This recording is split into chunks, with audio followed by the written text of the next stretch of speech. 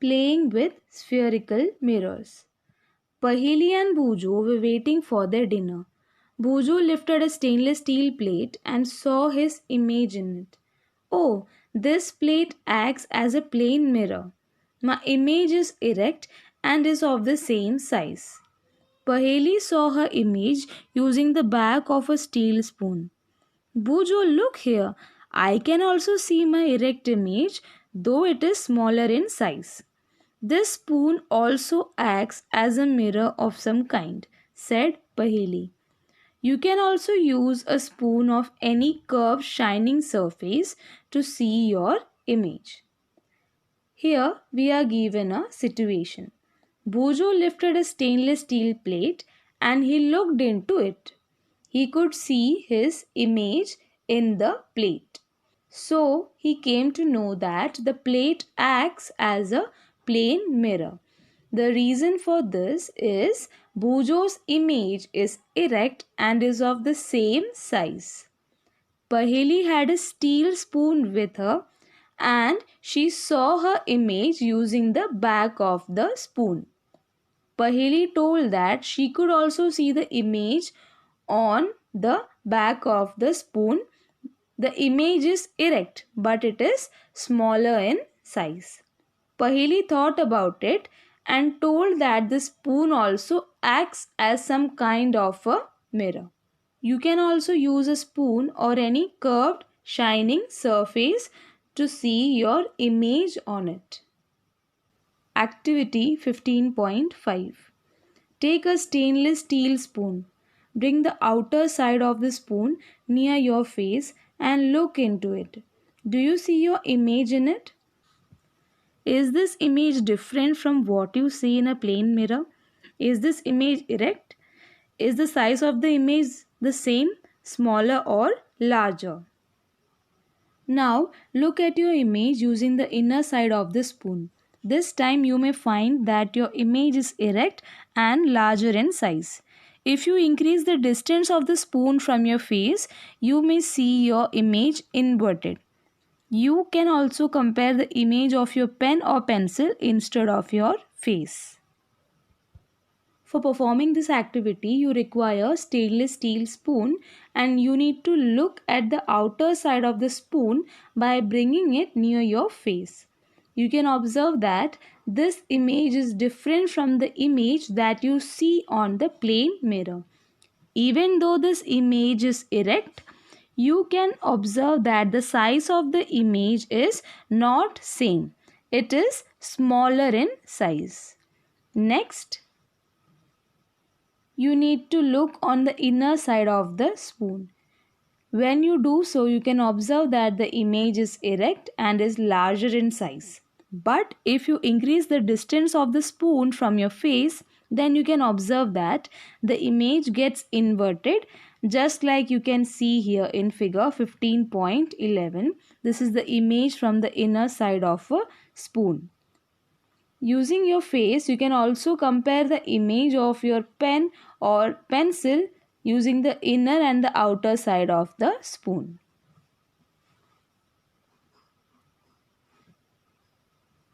Instead of using your face, you can also compare the image of your pen or your pencil using the inner and the outer side of the spoon. The curved, shining surface of a spoon acts as a mirror. The most common example of a curved mirror is a spherical mirror.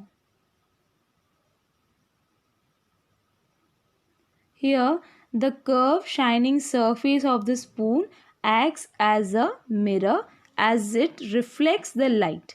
This is the reason why you can see your image on the inner and outer side of the spoon. Speaking of a curved mirror, the most common example of a curved mirror is a spherical mirror. What is a spherical mirror? To understand this, let us continue reading.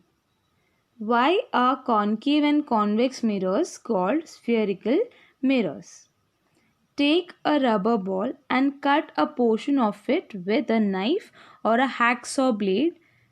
Be careful, ask an adult to help you in cutting the ball. The inner surface of the ball is called concave and the outer surface is called convex. Here in figure 15.3, you can see a spherical mirror that is a part of a sphere. When you take a rubber ball and cut a portion of it with a knife or a hacksaw blade, you can observe that the piece you cut off has an inner surface. This surface is called concave and the outer surface of the cut ball is called convex surface. So now the question is, why are spherical mirrors called spherical mirrors? Because they are part of a sphere. So concave and convex mirrors are called spherical mirrors. What is the meaning of concave and convex mirrors? Here, if the reflecting surface of a spherical mirror is concave, it is called a concave mirror. If the reflecting surface is convex, then it is a convex mirror. So here we have the definition of concave mirror and convex mirror.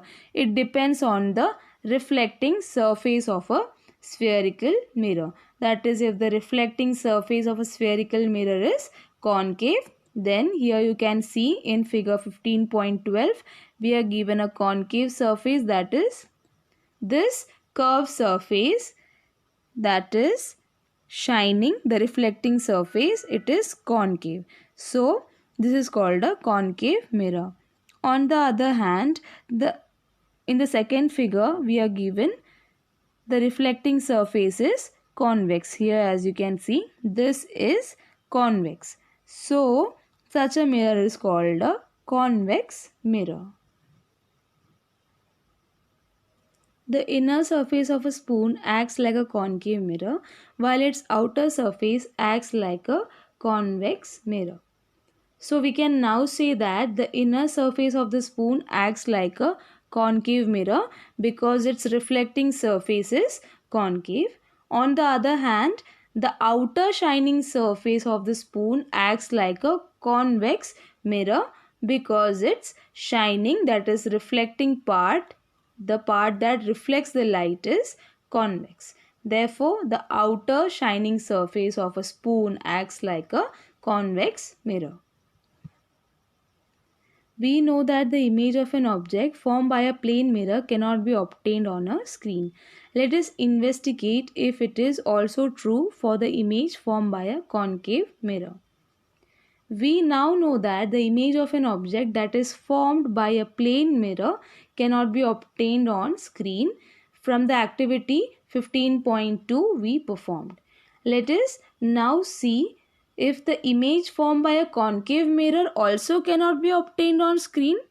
यानी कि अगर हम लोग concave mirror से कोई image form करते हैं तो क्या वो हम स्क्रीन में फॉर्म कर सकते हैं, ऑब्टेन कर सकते हैं या नहीं, by performing activity 15.6. Before this, you need to follow a caution. You will conduct activity 15.6 in the sunlight. Be careful, never look directly towards the sun or its image as it may damage your eyes. You may look at the image of the sun when it is thrown on a screen or a wall. So this is the precaution you need to follow before performing this activity. That is, you should not directly look towards the sun because the image of the sun may damage your eyes. You can look at the image of the sun when it is on a screen or on a wall. Take a concave mirror. Hold it facing the sun. Try to get the light reflected by the mirror on a sheet of paper. Adjust the distance of the paper until you get a sharp, bright spot on it. Hold the mirror and the sheet of paper steady for a few minutes. Does the paper start burning? You require a concave mirror for performing this activity. You need to hold the concave mirror facing the sun and you need to try to get the light that is reflected by the concave mirror on a sheet of paper. You need to adjust the distance of the mirror from the paper until you get a sharp, bright spot on the paper.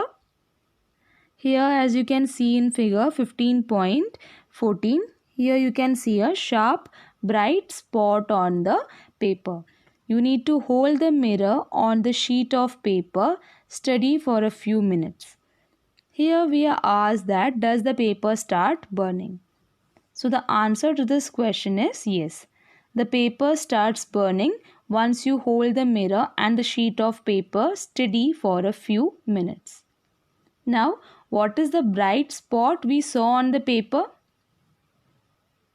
This bright spot is in fact the image of the sun.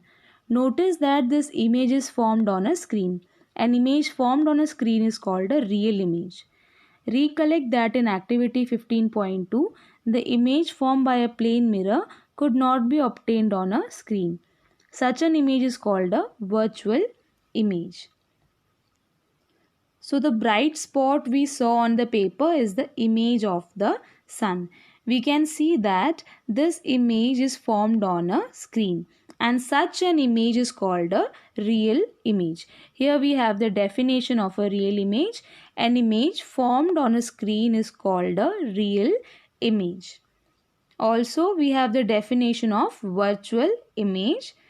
From activity 15.2, we saw that the image that is formed by a plane mirror could not be obtained on a screen. So, such an image is called a virtual image. That is, an image that cannot be formed on screen is called a virtual image. We will be discussing activity 15.7 in the next class.